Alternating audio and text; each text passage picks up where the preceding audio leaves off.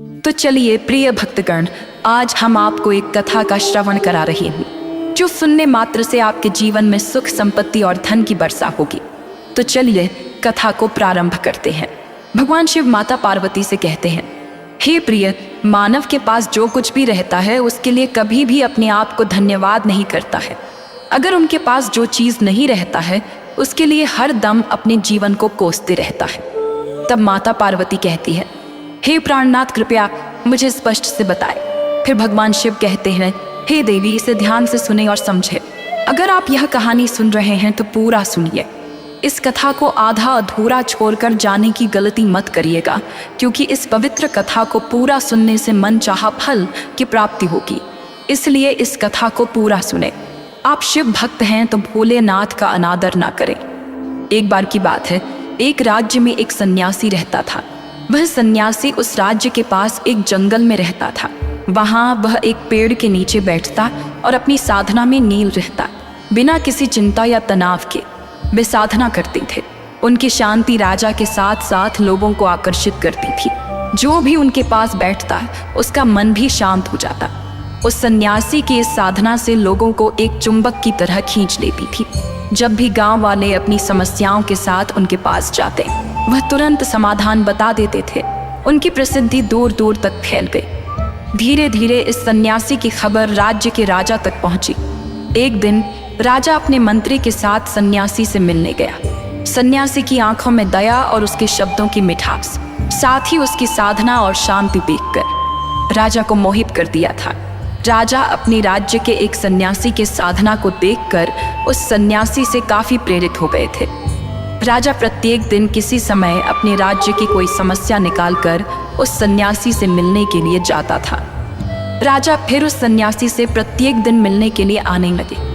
धीरे धीरे उनका सन्यासी के प्रति आदर और प्यार इतना गहरा हो गया कि वह उससे एक क्षण के लिए भी दूर नहीं रह सकते थे। एक दिन वह जिद पर आए और कहने लगे, आज आपको मेरे महल में आना ही होगा। सन्यासी बार बार इनकार करते रहे और विभिन्न कारण बताए, फिर भी राजा मानने को तैयार नहीं थे। आखिरकार सन्यासी मान गए और राजा के महल में चले आए। महल में राजा ने सुनिश्चित किया कि सन्यासी को हर सुविधा मिले और उसे सबसे ज्यादा सम्मान दिया जाए। राज दरबार में सन्यासी को राजा के सिर्फ एक कदम नीचे की कुर्सी पर बैठाया गया। वे लगभग हमेशा एक साथ जंगल में रहते थे। एक बार राजा और सन्यासी उस जंगल में शिकार करने गए। शिकार के दौरान वे अपना रास्ता खो बैठे। वे अकेले थे, उनके साथ कोई सैनिक नहीं था। उनके साथ सिर्फ सन्यासी थे। राजा, सन्यासी और उनका घोड़ा था। वे सुबह से शाम तक महल वापस जाने का रास्ता ढूंढते रहे, लेकिन वे सफल नहीं हो पाए। दोनों थक गए और भूखे थे, पर खाने के लिए कुछ भी नहीं था। फिर राजा ने एक पेड़ पर फल देखा। वह जल्दी से पेड़ पर चढ़ गया और फल तोड़ लिया। अपनी तीव्र भूख के बावजूद राजा का सन्यासी के प्रति स्नेह ऐसा था कि वह कभी भी बिना उन्हें खिलाए राजा खाना नहीं खाता था। वह फल को 6 टुकड़ों में बांट दिया और राजा ने उस सन्यासी को 3 टुकड़े दिए। पहले सन्यासी ने मना किया, पर राजा की जिद पर उसने स्वीकार किया और खाना शुरू किया। अपने हिस्से का फल खाने के बाद सन्यासी ने कहा, वाह, ये फल बहुत मीठा और स्वादिष्ट था। मैंने आज से पहले कभी इतना स्वादिष्ट फल नहीं चखा। कृपया मुझे और एक टुकड़ा दे सकते हैं? राजा अपने सन्यासी के प्रति गहरे प्यार की वजह से अपने हिस्से का फल में से एक टुकड़ा दे दिया। इसे खाने के बाद सन्यासी फिर से इसकी प्रशंसा की और एक और टुकड़ा मांगा। उस समय वहां सिर्फ फल का 2 टुकड़ा बचा था और राजा भूखे थे। राजा यह सुनकर कुछ असहज महसूस करने लगे। राजा का सन्यासी के प्रति प्यार इतना गहरा था कि उसने अपने हिस्से का दूसरा टुकड़ा भी उसे दे दिया। सन्यासी जल्दी से वह टुकड़ा भी खा गया और बोले, यही तो आनंद है जो कभी नहीं मिला।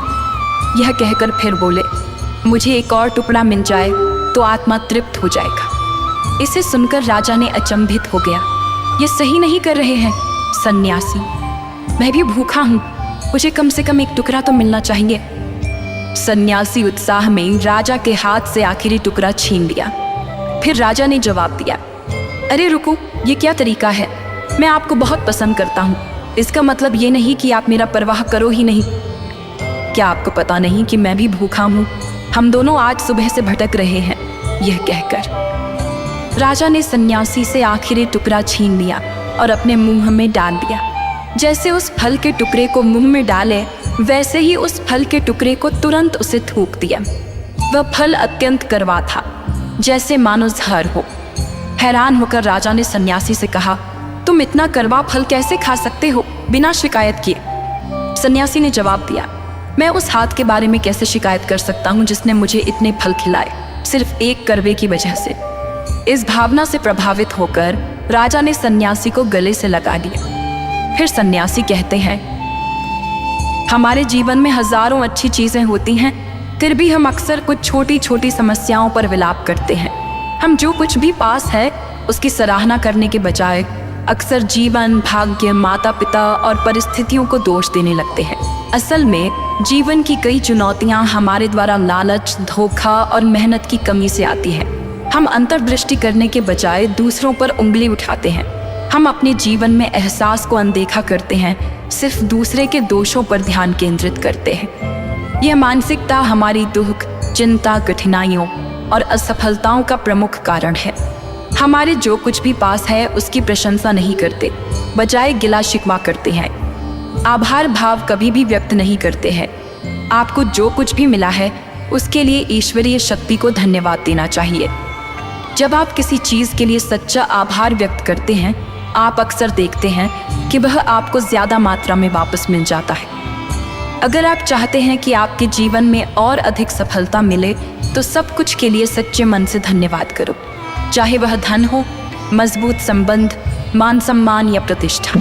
अचानक आप देखेंगे कि वही चीज़ें या संबंध जो पहले बेमानी या असंतोषजनक लगते थे, वह आपको खुशी देने लगेंगे। आपके संतोष और खुशी की स्तर बढ़ जाएगा। आभार की शक्ति, वह धन्यवाद की भावना मानव जीवन में एक चमत्कार की तरह कार्य करती है। यह हमारे विचारों को सकारात्मकता की ओर मार्गदर्शन करता है। सोचिए, अगर आप एक कागज की एक ओर पर वह सब कुछ लिख दें जो आपके पास है और दूसरी ओर पर आपके जीवन की कमियां, तो आप जल्दी समझ जाएंगे कि धन्यवाद की सूची अनंत प्रतीत होगी। हालांकि कागज की दूसरी ओर, जहां हम जीवन में कमियों की सूची बनाते हैं, हम देखेंगे कि वहां सिर्फ कुछ ही है। ये कुछ आसानी से हमारी उंगलियों पर गिने जा सकते हैं, जैसे कि पैसों की कमी, समय की बाधाएं या संबंधों में तनाव। जीवन की बहुत सारी चुनौतियां स्वयं बनाई जाती हैं। थोड़ी अधिक मेहनत करके, हमारा समय समझदारी से प्रबंधित करके और हमारे संबंधों में अधिक समय और ध्यान निवेश करके हम इन समस्याओं का समाधान कर सकते हैं। समस्या इस बात में है कि हम अक्सर समस्याओं पर अधिक ध्यान देते हैं बजाय समाधान ढूंढने के। इस मानसिकता के कारण हमारी उदासीनता और तनाव की भावनाओं में वृद्धि होती है। गहरे विचार में जाने पर हम अपने चारों ओर अनगिनत धन्यवाद पहचान सकते हैं, जिसके लिए हमें भगवान का धन्यवाद करना चाहिए। शुद्ध हवा, पीने का पानी, स्वस्थ शरीर और देखने, सुनने और हमारे हाथ पैर से कार्य करने की क्षमता। जिनके पास दृष्टि नहीं होती है, उनसे उनका महत्व समझिए, तब आपको पता चलेगा कि एक अंधे व्यक्ति का जीवन कैसा होता है। इसी तरह अच्छे कान को महसूस करने के लिए आप एक बहरे व्यक्ति से परामर्श कर सकते हैं। स्वस्थ शरीर का महत्व उनसे बात करो जो बीमार हैं। अगर उन्हें एक वरदान मांगने का अवसर मिले, तो ये व्यक्ति आम सबसे पहले अपनी सेहत को ठीक करने वरदान मांगेंगे। इसलिए अगर हमारे पास स्वस्थ शरीर है, तो भगवान का धन्यवाद करना ज़रूरी है। इसके अलावा अगर हमें आज रात का स्वादिष्ट भोजन प्राप्त हुआ है, तो धन्यवाद अवश्य दें। जब हम खाना खा रहे होते हैं, तो दुनिया भर में करोड़ों लोग भूखे सोते हैं। हम उनमें से नहीं हैं। इसके लिए भी ईश्वर को धन्यवाद दें। हर परिस्थिति में, चाहे वह कठिन हो, कृतज्ञता अपनाने से हमें किसी भी परिस्थिति में संतोष मिल जाती है। इस कहानी से इस बात को स्पष्ट करती है। वहाँ एक तपस्वी सन्यासी थे जो अपने शिष्यों के साथ एक नदी में स्नान करते हुए अचानक एक पत्थर पर अपनी पैर की अंगुली को चोट पहुंचा दिया। जब घाव से खून बह रहा था, सन्यासी ने धीरे से पत्थर को हटाया, फिर आकाश की ओर कृतज्ञता के साथ अपने हाथ जोड़े। अपने इस कार्य पर अचंभित होकर उनके शिष्यों ने पूछा कि यह कृतज्ञता कहाँ से आई। सन्यासी ने समझाया, मुझे खुशी है कि सिर्फ मेरी अंगुली चोट आई। अगर मैं पूरी तरह से ठोकर खाता तो हो सकता है कि मेरा सिर फट जाता या मैं अपनी जान खो देता। इसलिए मैं भगवान का धन्यवाद करता हूँ कि यह छोटा दर्द मुझे बड़े नुकसान से बचा लिया है। ऐसे दृष्टिकोण से छोटी छोटी मुसीबतें से परेशान नहीं होनी चाहिए, दर्द में भी खुश रहना चाहिए। ये कहानी इस बात पर जोर देती है कि आभार व्यक्त करने से हमें सबसे अधिक दुख सहने की क्षमता प्रदान करती है। इतना कहकर सन्यासी अपना उपदेश समाप्त करते हैं।